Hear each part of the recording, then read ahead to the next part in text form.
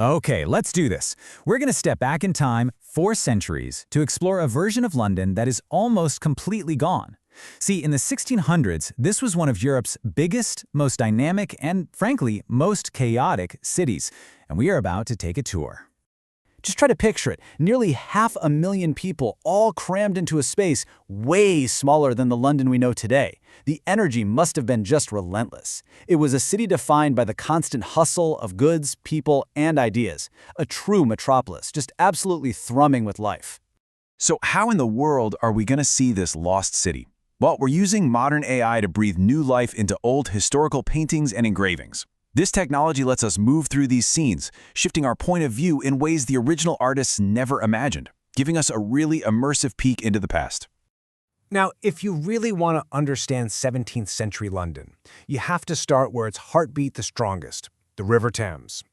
This wasn't just some picturesque body of water. It was the city's absolute lifeline.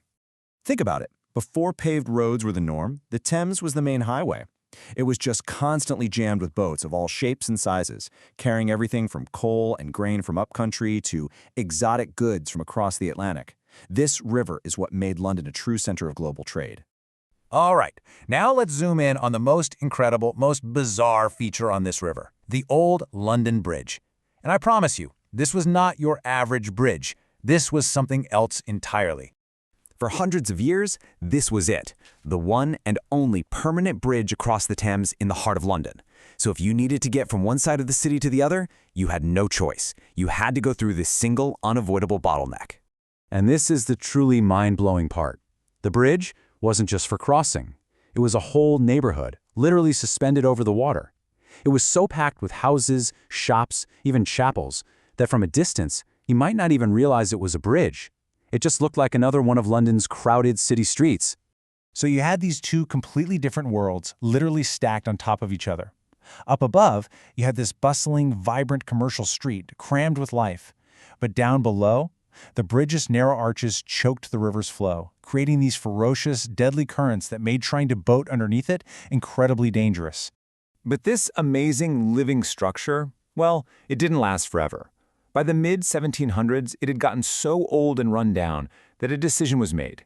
Between 1756 and 1762, every single one of the buildings that had defined the bridge for centuries was torn down, leaving just a simple crossing, before the whole thing was eventually replaced.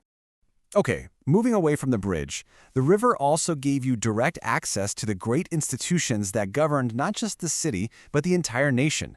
Let's take a look at these key hubs of power. First up, the Tower of London. Looming right over the river, it was a massive symbol of royal power. It wasn't just a fortress, though. It was a notorious prison for enemies of the state. It was the royal treasury, home to the crown jewels, and the nation's main arsenal. It really was a cornerstone of the English government.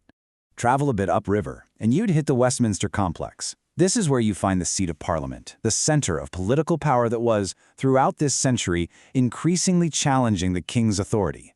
Right next to it, Westminster Abbey, the spiritual heart of the kingdom. And guess what? The main entrance to all this power was right there on the river. And then there was the Palace of Whitehall. And when I say palace, I mean, this thing was enormous.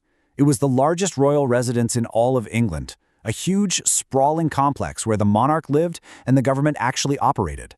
And today, almost all of it is gone, wiped out by a fire at the end of the century. Power was also all about performance, projecting authority on the streets, like in this procession we see here on Cheapside. But these grand, fancy parades often hid some really deep tensions. Just beneath the surface, conflicts over religion and the king's power were simmering. Conflicts that would soon erupt into a brutal civil war. And that brings us to the single most dramatic event in the story of 17th century London, the event that would literally wipe the medieval city we've just been exploring almost completely off the map, the Great Fire. I mean, really think about that question.